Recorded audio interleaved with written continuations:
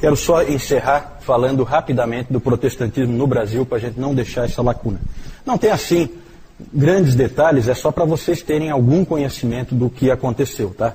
Vejam aí que nós temos o registro da tentativa dos huguenotes, já falamos sobre isso, entreguei para vocês um texto, totalmente fracassado, não deu em nada.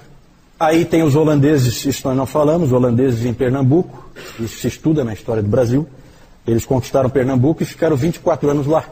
E aí, com a vinda do Maurício de Nassau, foi implantada toda uma estrutura eclesiástica, chegou a ter 24 igrejas reformadas holandesas em Pernambuco.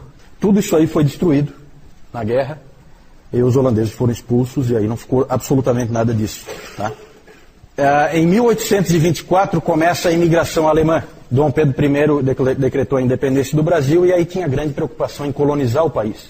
E aí começou então a convidar pessoas para virem, né? Só que esses indivíduos que vieram, coitados, né? Porque convidou, mas tratou mal toda a vida. E a imigração alemã então começa em 1824, e aí vem os luteranos. Os luteranos começaram.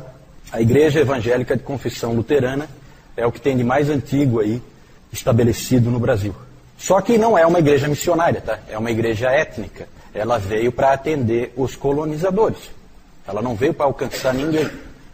Até porque deu para pegar um pouco de raiva do país, porque eles realmente foram muito enganados. Os casamentos deles não valiam nada, era zero, eles eram considerados amaziados, né? O casamento não era válido, o casamento só era... Não havia registro civil, o casamento era religioso, valia como civil, então era considerado amásia os casais, e os filhos eram todos ilegítimos. Então você convida os caras para virem colonizar o teu país e você dá esse tipo de condição para eles, né? É a cara do Dom Pedro I, né? Não se esperava outra coisa dele. Sofreram, essas pessoas sofreram. Grande trabalho desses pastores luteranos, né? Eles eram tudo, eles eram médicos, eles eram professores, eles eram tudo, né, para aquelas comunidades, né? Mas não houve evangelização dos habitantes locais. Vejam... Sim. Não, hoje a realidade é completamente diferente. Isso eu estou falando daquela época, tá? Sim. Certo. Não, com certeza. Os metodistas vieram depois... veja que interessante. Tudo no século XIX. Porque o século XIX ele tem essa característica, né? O cristianismo passou a ser mundial. Com o século XIX o cristianismo passou a existir em todos os lugares. Certo? E por que nunca vinha missionário para o Brasil? Porque o Brasil era considerado cristianizado. Porque ele era católico romano. Então ia todo mundo para a Índia, para povos pagãos, não cristãos, onde a religião não tem nada a ver com o cristianismo. Isso também era uma dificuldade, a própria questão aí da falta de registro dos filhos e coisa, mostra essa questão da religião oficial, a ligação Estado e Igreja. Em 1835 chega ao Brasil o jovem pastor Fontaine Elliott Pitts, que foi enviado pela Igreja Metodista Americana, veio para o Rio de Janeiro. É o começo dos metodistas no Brasil. Sempre os metodistas na frente, né? É impressionante como eles realmente tinham esse pioneirismo.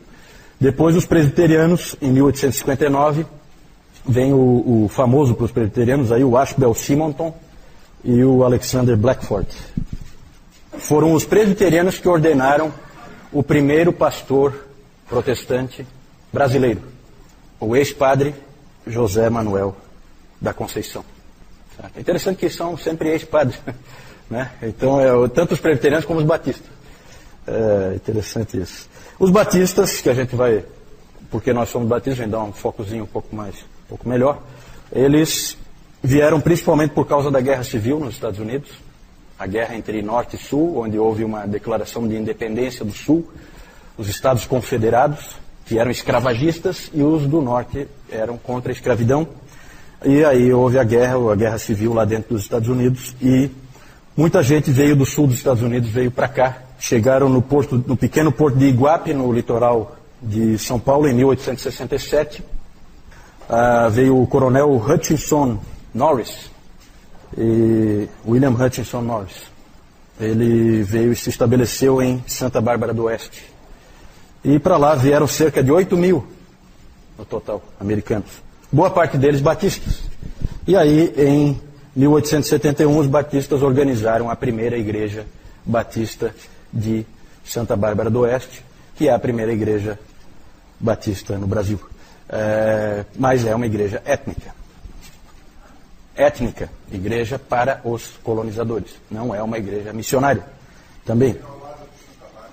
Exatamente, exatamente. Ali tem a cidade que é Americana, que era na época um distrito de Santa Bárbara do Oeste. É bem lembrado, bem lembrado.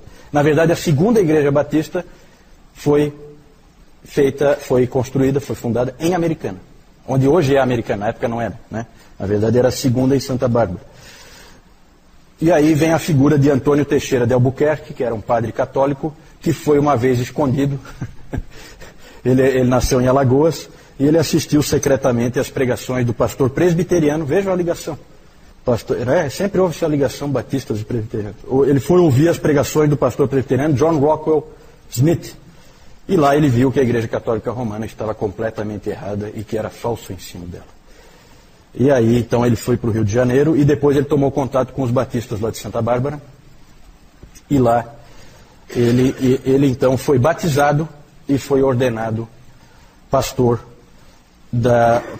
ele foi então ordenado pastor e se tornou o primeiro pastor batista brasileiro. Antônio Teixeira de Albuquerque. E aí os batistas em Santa Bárbara do Oeste, eles então eles se uniram e solicitaram à junta de Richmond, na Virgínia, nos Estados Unidos, o envio de missionários para o Brasil. E aí vieram para o Brasil em 1881 William Buck Bagby e a esposa dele, Anna Luther Bagby, e Zacarias Taylor e Catherine Taylor. 2 casais de missionários vieram trabalhar no Brasil, foram recebidos em Santa Bárbara do Oeste, se uniram à igreja lá, e aí foram enviados em 1882, eles foram enviados para Salvador, na Bahia, onde então foi formada a primeira igreja batista com a finalidade de evangelizar o povo brasileiro. Né? Não era étnica, então. Isso, Salvador, na Bahia. Foram os missionários americanos, junto com o Antônio Teixeira de Albuquerque, que foi quem ensinou a língua para eles. Interessante essa coisa assim, dessa parceria que tinha, né? Depois essa igreja no primeiro ano já tinha 70 membros, a igreja em Salvador, ao fim do primeiro ano. O pastor Antônio Teixeira de Albuquerque, ele se casou e voltou para Maceió, lá onde ele nasceu, e lá ele organizou também a primeira igreja batista em Maceió, e lá ele ganhou seus pais para Jesus também. É interessante a história dele. Ele acabou falecendo jovem, com 46 anos de idade. Só para complementar, em 1920, chega a Assembleia de Deus e a Congregação Cristã, né? Só para vocês terem um panorama aí do protestantismo no Brasil. Ali o José Manuel da Conceição e o Simonton, né? Simonton presbiteriano, é o missionário que veio para cá, e o José Manuel da Conceição, primeiro pastor presbiteriano e primeiro pastor protestante do Brasil.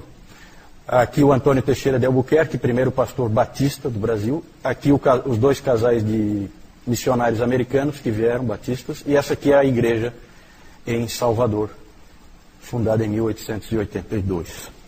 Certo?